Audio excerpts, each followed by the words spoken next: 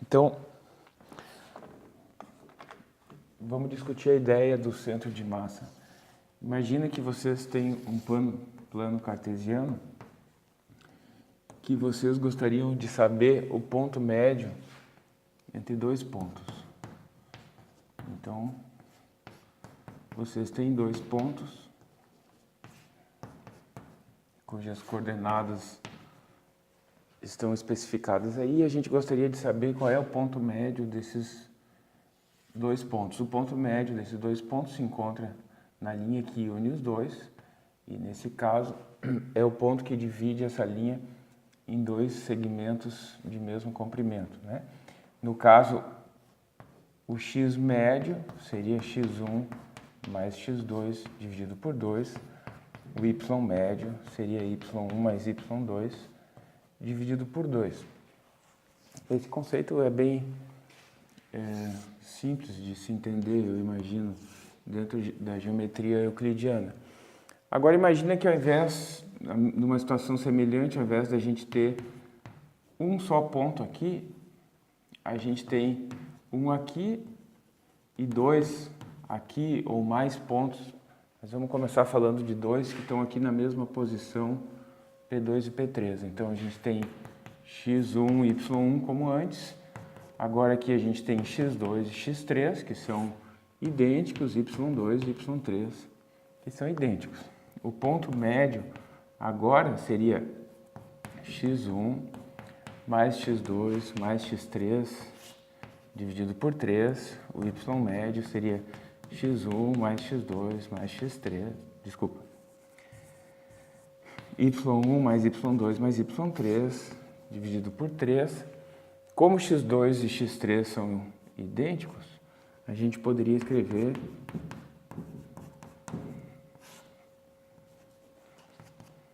e a mesma coisa aqui.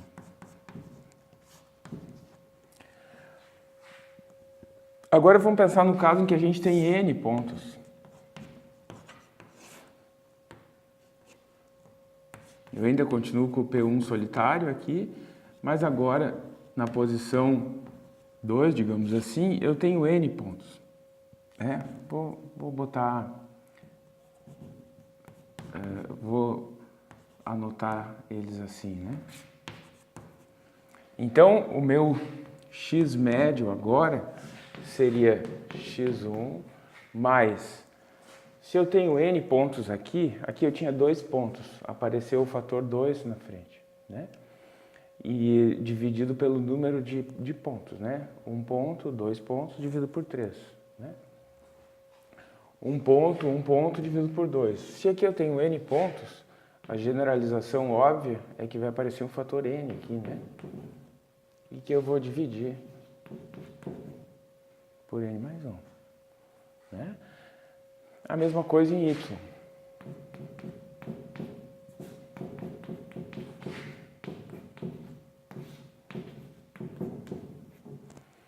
Então, eu vou fazer uma última generalização, que seria o caso de eu ter m pontos aqui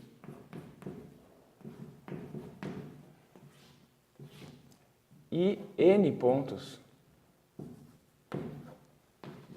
aqui.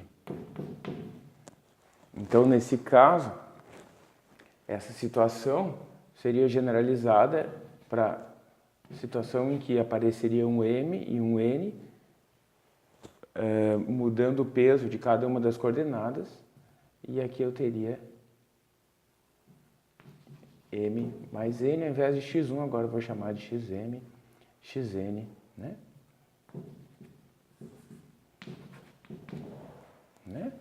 Então, se eu tenho vários pontos aqui e vários pontos aqui, o ponto médio vai ser uma média ponderada, é isso que está escrito aqui, uma média ponderada pelo número de pontos que tem aqui e pelo número de pontos que tem aqui. Se tem mais pontos aqui, o ponto médio vai se aproximar mais desse aglomerado. Se tem mais pontos aqui, o inverso, né?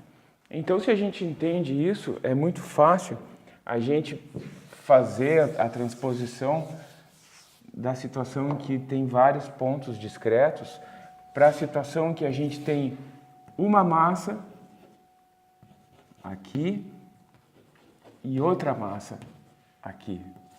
Então, aonde estaria o ponto médio, ou nesse caso, como é um ponto ponderado pelas massas, a gente chama isso de centro de massa, né? Que é justamente o conceito que a gente quer desenvolver aqui.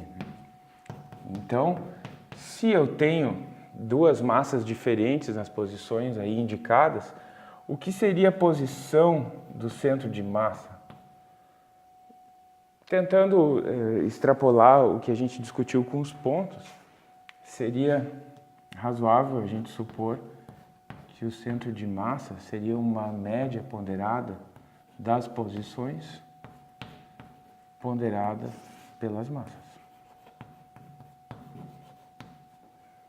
Na verdade, a gente está levando isso aqui ao limite, que a gente tem infinitos pontos infinitesimais de massa elementar e que então cada uma dessas massas é constituída por uma soma desses elementos de massa, né? Da mesma forma, o y do centro de massa é a média ponderada pela massa das posições.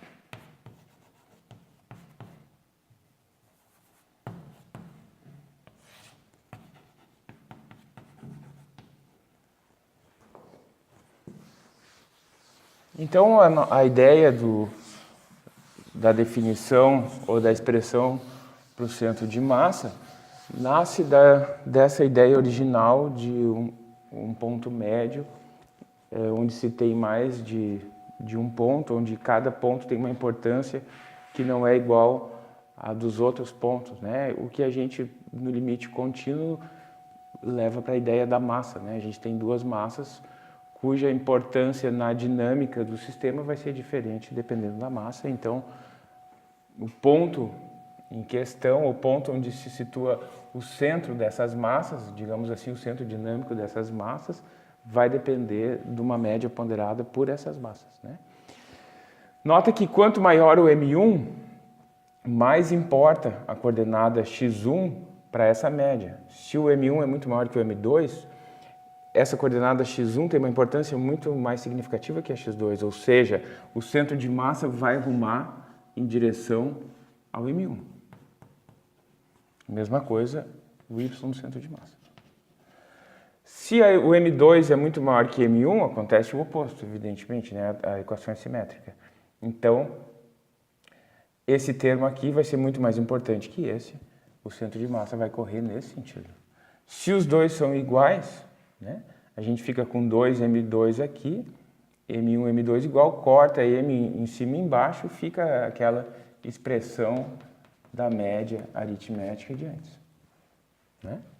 Ou seja, o centro de massa estaria no meio do segmento que une as duas massas, tá?